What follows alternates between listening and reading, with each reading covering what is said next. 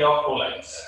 It means we are interested to find out what is the condition when the lines are coplanar. Means what is the condition here? This one. म्हणजे coplanar म्हणजे काय? एक कुठेतरी plain आहे. या plain मध्ये हे दोन लाईन्स आहेत. Whenever these two lines are there in the plane, then they are said to be the coplanar in that one. तर अशी कोणती कंडिशन आहे ज्यामध्ये आपल्याला सांगता येईल की हे दोन प्लेन कोप्लॅनर आहे, म्हणजे त्याच प्लेन म्हणजे एकाच प्लेन मध्ये आहे.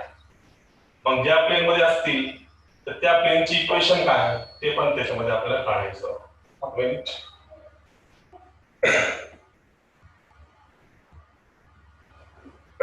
लवकर लवकर जॉईन व्हा, मध्ये मध्ये डिस्टर्ब होतोय मग पुन्हा.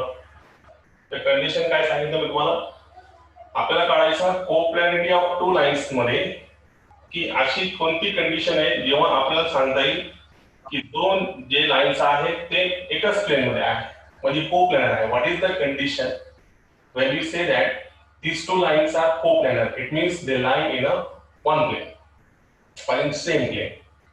And what is the condition if they lie in the same plane? Then find the equation of plane containing them. म्हणजे ते जर लाईन एकाच प्लेन मध्ये आहे, मग जे लाईन प्लेन मध्ये आहे त्या प्लेनची इक्वेशन काय असेल असे दोन प्रश्न विचारतात. कसं? Show that the given lines are coplanar. If they are coplanar, then find the equation of plane containing them. हे प्रश्न काय की दाखवा की शो करा की हे दोन लाईन्स कोप्लॅनर आहे, म्हणजे एकाच प्लेन मध्ये आहे, सेम प्लेन मध्ये आहे. आणि जर ते सेम प्लेन मध्ये असतील तर ज्या प्लेन मध्ये ते ठेवलेले आहे त्या प्लेनची इक्वेशन काय असेल? Find the equation of plane containing them असा प्रश्न येतो. तर बघा आता कसं कंडिशन आहे. टेक्स्टबुक मध्ये त्यांनी डायरेक्ट सांगितलं, तर जास्त एंटरटेनमेंट करायची गरज नाही आपल्याला सुद्धा. बघा ते कंडिशन काय ते लक्षात घ्या. कंडिशन एकदम क्लिअर आहे याच्यामध्ये की कोप्लॅनिटी ऑफ टू लाईन्स मध्ये आपल्याला हे माहिती आहे, we know that the two parallel lines are always coplanar. जेव्हा दोन लाईन्स पॅरलल असतील तर ते नेहमी काय असेल? कोप्लॅनर असतील.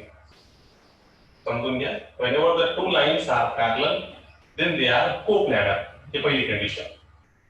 आता जर आपण if two non parallel lines are coplanar, समजा दोन नॉन पॅरलल लाईन्स कोप्लॅनर आहे, तर कंडिशन काय? then the shortest distance between them is 0. बरोबर आहे. समजा दोन पॅरलल लाईन्स आहेत, एक लाईन अशी आणि ही लाईन अशी. पॅरलल लाईन असेल तर ते नेहमी कोप्लॅनर असतील. if two lines are parallel then they are always coplanar. आणि जर लाईन नॉन पॅरलल असतील, if these are two lines which are non parallel, vectors घेतले मी लाईन्स या this one. समजा हे दोन लाईन्स हे जर नॉन पॅरलल असतील आणि हे जर कोप्लॅनर असेल तर कोप्लॅनर कधी असतील? जेव्हा त्यांचा शॉर्टेस्ट डिस्टन्स बिटवीन देम, जर त्यांचा जे डिस्टन्स आहे शॉर्टेस्ट डिस्टन्स त्याच्यामध्ये जर 0 असेल तर हे दोन नॉन पॅरलल लाईन्स काय असेल? कोप्लॅनर असेल. कॉन्व्हर्सली म्हणजे त्यावर कंडिशन काय की the two non parallel lines conversely कसं की जर याच्यामध्ये डिस्टन्स 0 झाला, if the shortest distance between these two lines or between these two non-parallel lines are 0, then they are said to be the coplanar. Condition समजून घ्या मी काय सांगितलं, नीट ऐकून घ्या. लाईन जर पॅरलल असतील तर नेहमी ते काय असेल? कोप्लॅनर म्हणजे एकाच प्लेन मध्ये असतील. मग आता जर लाईन पॅरलल नसून लाईन कशी आहे? Non parallel lines. तर नॉन पॅरलल लाईन्स हे कोप्लॅनर कधी असतील? जेव्हा त्याच्यामधला शॉर्टेस्ट डिस्टन्स याच्यामध्ये डिस्टन्स 0 असेल तर त्यावेळेस ते एकाच प्लेन मध्ये येतील, म्हणजे त्याला काय म्हणता येईल? कोप्लॅनर म्हणता येईल. ठीक आहे. किंवा उलटा कॉन्व्हर्सली काय की जर याच्यामधला डिस्टन्स 0 झाला कोणामधला? दोन नॉन पॅरलल लाईनचा, तर आपल्याला म्हणता येईल ते काय आहे? कोप्लॅनर आहे. तर कोप्लॅनर म्हणजे कोप्लॅनिटी ऑफ टू लाईन साठी कंडिशन काय याच्यामध्ये की जर पॅरलल लाईन असतील तर ते नेहमी कोप्लॅनर असेल. आणि जर लाईन नॉन पॅरल असतील तर को प्लॅनर साठी त्यांचा shortest distance between the line is 0. ठीक आहे, आपण ही कन्सेप्ट लाईन मध्ये पाहिलं बघा. शॉर्टेस्ट डिस्टन्स बिटवीन द लाईनचा फॉर्म्युला असा होता, b is equal to mod of a2 bar minus a1 bar dot b1 bar cross b2 bar divided by magnitude of b1 bar cross b2 bar. And shortest distance between skew lines. Skew lines means non-parallel, non-intersecting lines. मग आता याच्यामध्ये जर distance 0 झाला म्हणजे a2 bar minus a1 bar dot b1 bar cross b2 bar हा जर distance 0 झाला तर लाईन्स काय असतील इंटरसेक्टिंग. पण लाईन इंटरसेक्टिंग झाली म्हणजे एकाच प्लेन मध्ये त्यांच्यामध्ये डिस्टन्स किती झाला 0 झाला म्हणजे ते काय असेल एकाच प्लेन मध्ये असतील. तर सेम कन्सेप्ट इथे सुद्धा असा आहे की दोन नॉन पॅरलल लाईन्स म्हणजे स्क्यू लाईन्स चा डिस्टन्स जर 0 झाला तर याचा अर्थ आहे ते काय प्लेन असेल म्हणजे एकाच प्लेन मध्ये असतील. तर आपल्याला सांगता येईल की जर आपल्याकडे दोन प्लेन असतील सॉरी दोन लाईन असतील, एक line a1 bar plus λ1 b1 bar, दुसरी line r bar is equal to a2 bar plus lambda times b2 bar λ2 b2 bar, असे दोन लाईन्स जर असतील तर हे कोप्लॅनर कधी असेल. कंडिशन काय, they are coplanar if and only if. तीच कंडिशन जी आपण लाईन मध्ये पाहिलं कधी त्यांचा पासिंग थ्रू द पॉइंट मध्ये हे वरचा न्यूमरेटर जर 0 झाला तर 0 by any number is equal to 0 म्हणजे डिस्टन्स इज इक्वल टू 0. म्हणजे हे दोन लाईन्स कोप्लॅनर कधी असतील जेव्हा त्यांचा shortest distance between them is 0. आणि शॉर्टेस्ट डिस्टन्स साठी कंडिशन काय, त्यांचा पासिंग थ्रू द पॉइंट म्हणजे काय a2 bar minus a1 bar dot त्यांचा पॅरलल वेक्टरचा cross b1 bar cross b2 bar हा जर 0 झाला तर त्यावेळेस आपल्याला म्हणता येईल 100% हे दोन लाईन्स काय आहे these two lines are coplanar. आणि ही लाईन्स कशी आहे, they are non parallel lines but the shortest distance between them is 0. then we can say that the given lines are coplanar lines. आता मी काय सांगितलं बघा, कन्सेप्ट सांगितलं की हे दोन लाईन्स कसे आहे नॉन पॅरलल लाईन्स आहे. मग नॉन पॅरलल लाईन्सला कोप्लॅनर कधी म्हणता येईल, जेव्हा या दोन नॉन पॅरलल लाईनचा शॉर्टेस्ट डिस्टन्स किती असेल 0 असेल. शॉर्टेस्ट डिस्टन्स आपण लाईन चॅप्टर मध्ये पाहिलं. Shortest distance between the lines non parallel non intersecting lines म्हणजे कोणते स्क्यू लाईनचा शॉर्टेस्ट डिस्टन्स पाहिलं a2 bar minus a1 bar dot this one. मग न्यूमरेटर जर 0 झाला तर 0 बाय एनी नंबर किती 0. पण जर याचा डिस्टन्स 0 झाला तर हे लाईन्स काय असतील इंटरसेक्टिंग लाईन्स म्हणतो आपण, त्यामध्ये इंटरसेक्टिंग लाईन्स म्हणतो दिस वन. त्याप्रमाणे याच्यामध्ये सुद्धा हे दोन लाईन्स प्लेन मध्ये कोप्लॅनर कधी असतील जेव्हा त्यांचा शॉर्टेस्ट डिस्टन्स किती असेल 0 असेल. पुस्तकात जेव्हा दिला पण कंडिशन साठी त्याला व्यवस्थित करावं लागतं. कसं बघा, याला मल्टिप्लिकेशन करा a2 bar dot b1 bar cross b2 bar minus a1 bar dot b1 bar cross b2 bar equal to 0. म्हणजे finally we got the condition here. Condition काय भेटली आपल्याला बघा, कंडिशन अशी भेटली, हा मायनसचा तिकडे गेलो प्लसचा म्हणजे a1 bar dot b1 bar cross b2 bar is equal to a2 bar dot b1 bar cross b2 bar. Condition एकदम क्लिअर. म्हणजे क्वेश्चन जर तुम्हाला विचारलं show that the following lines are coplanar तर त्यावेळेस तुम्हाला ही कंडिशन चेक करावं लागतं. म्हणजे जे लाईनचे जे पॅरलल वेक्टर आहे b1 b2 त्याचा क्रॉस घ्या, त्याचा डॉट प्रोडक्ट a1 बार सोबत घ्या इक्वेशनची साइड, त्याला इक्वेशन नंबर 1. त्यानंतर b1 बार क्रॉस b2 बार काढलेला आहे त्याचा डॉट प्रोडक्ट a2 बार a2 सोबत घ्या, त्याला इक्वेशन नंबर 2. दोन्ही जर सेम आले, दोन्ही सेम म्हणजे हा 26 आणि हा 26 हे दोन्ही सेम आले तर याचा अर्थ आहे लाईन्स कशी आहे कोप्लॅनर आहे. किंवा प्रश्न असा विचारला, taste whether the given lines are coplanar or not. If they are coplanar, find the equation of plane containing them. असा जर प्रश्न विचारला तर काय करता येईल सेम. मग आता याच्यामध्ये जर टेस्ट म्हणल्यावर असा होऊ शकतो की हा 26 आला आणि हे 25 आला तरी दे आर नॉट इक्वल. म्हणजे आपल्याला सांगता येईल लाईन्स कसे नॉन कोप्लॅनर लाईन्स. आणि जर लाईन नॉन कोप्लॅनर असतील तर ते लाईन मध्ये नॉन कोप्लॅनर म्हणजे ते ती लाईन प्लेन मध्ये राहणार का? नाही. मग प्लेन मध्ये राहणार नाही तर प्लेनची इक्वेशन काढता येईल का? नाही. हा प्रश्न महत्वाचा. तर असा पण येऊ शकतो. शो दॅट म्हणल्यावर ही कंडिशन तुम्हाला दाखवावं लागेल. बघा एकदा समजून घ्या. तुम्हाला फॉर्म्युला कशा लक्षात ठेवायचा एकदम सिंपल. दोन लाईन्स, कसे लाईन्स? Non parallel lines.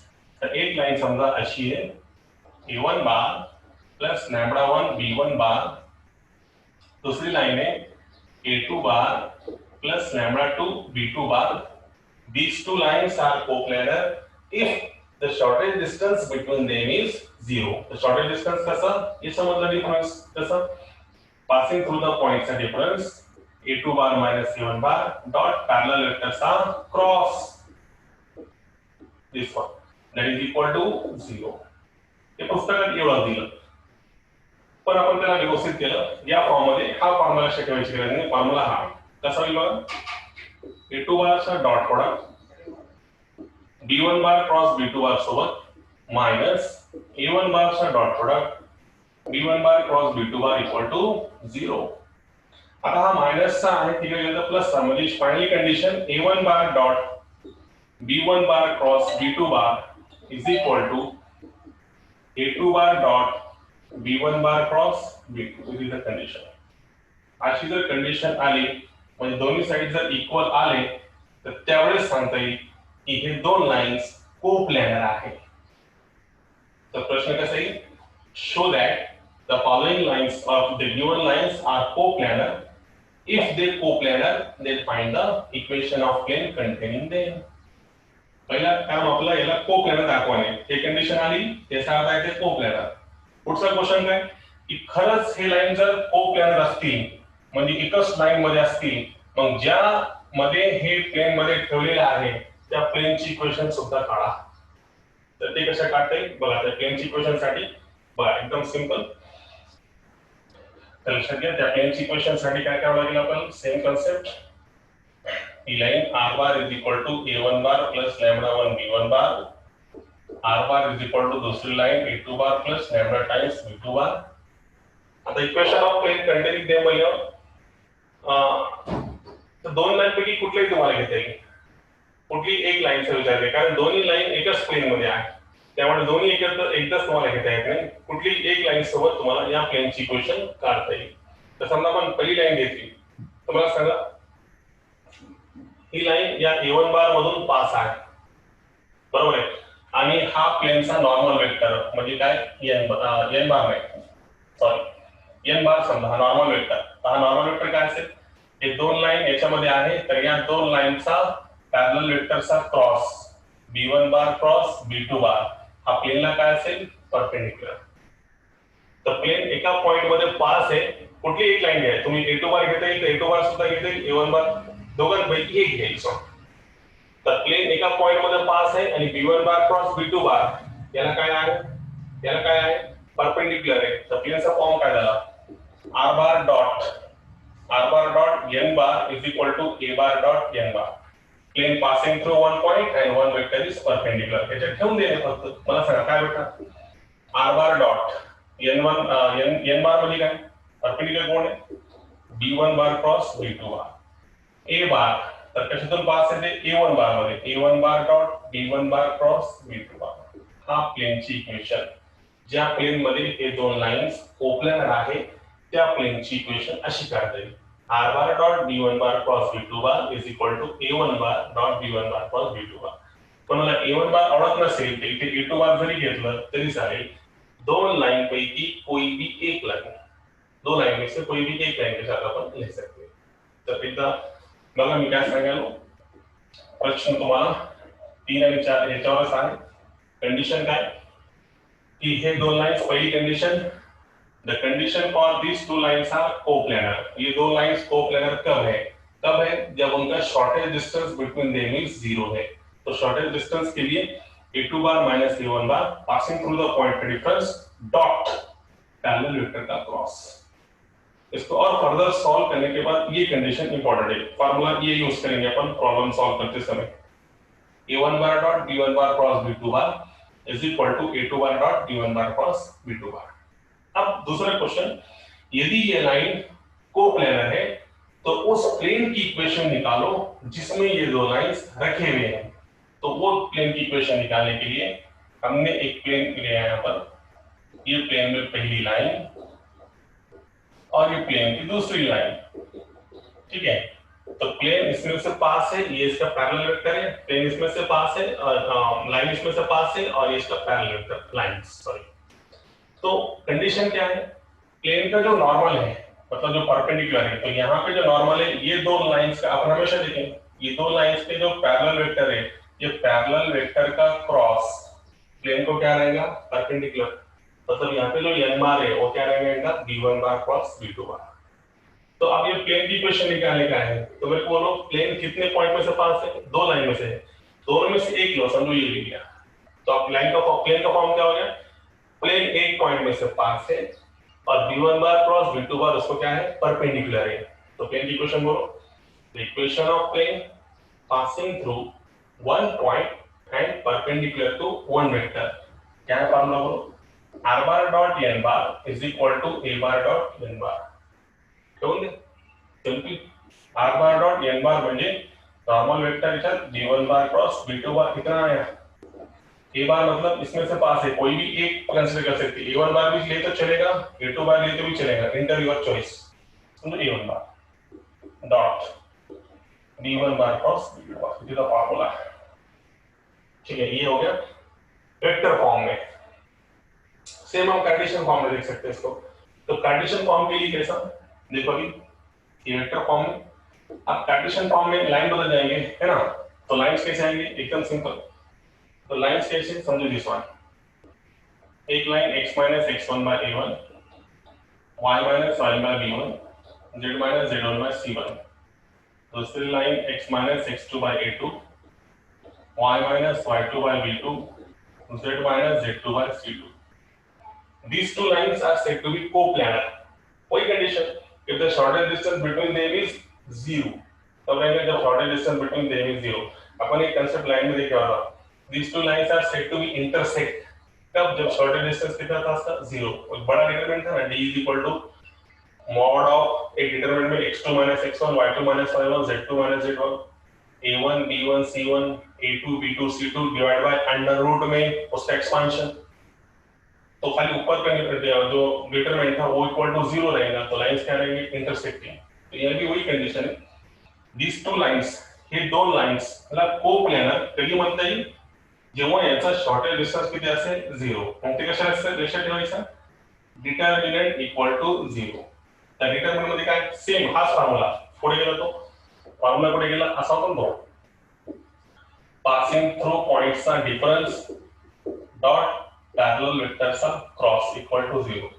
त्याच्याच होता आता मला सांगा, लाइन ये लाइन कशाने पास है, x1 y1 z1 हे x2 y2 z2, passing through पॉइंट्सचा difference x2 minus x1, y2 minus y1, y2 minus y1 आणि z2 minus z1, passing through पॉइंटचा डिफरन्स आणि पॅरलल वेक्टरचा क्रॉस साठी a1 b1 c1 हा b1 बार, a2 b2 c2 हा b2 बार, तर हे सब a1 b1 c1 a2 b2 c2 that is equal to 0। तो ये कंडीशन है। These two lines in terms of Cartesian form are said to be coplanar if the shortest distance between them is zero। तो shortest distance between वही से ये formula passing through point का difference और उसके direction ratio, ये तुम्हारे b1 बार है, b1 बार मतलब क्या, a1 b1 c1, ये होगा इसको, b2 बार मतलब a2 b2 c2, a2 b2 c2। अब ये हो गया यदि लाइन कोप्लेनर है कार्टेशियन फॉर्म में। और वही क्वेश्चन कि अगर से ये कोप्लेनर है तो वो प्लेन की इक्वेशन निकालो जिसमें ये कोप्लेनर है। So what is the equation for them, coplanar के लिए कंडीशन क्या है, नहीं कोप्लेनर की कंडीशन आ गई, आप इक्वेशन ऑफ प्लेन निकालने का है तो वही फॉर्म याच्यामध्ये सांगा काय होता formula, r bar dot b1 bar cross b2 bar is equal to a1 bar dot b1 bar cross b2 bar, हा vector form. The Cartesian form मध्ये काय, the equation of plane containing them is very simple one। तर गेले बाहेर आगा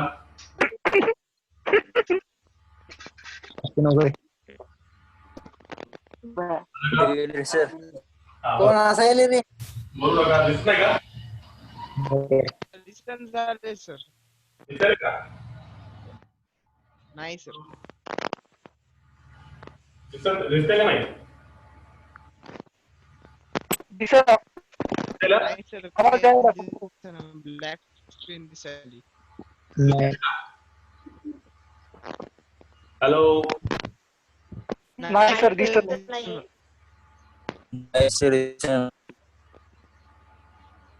आवाज यायला sir. दिसेल का? नाही. नाही सर. नाही. काहीच नाही.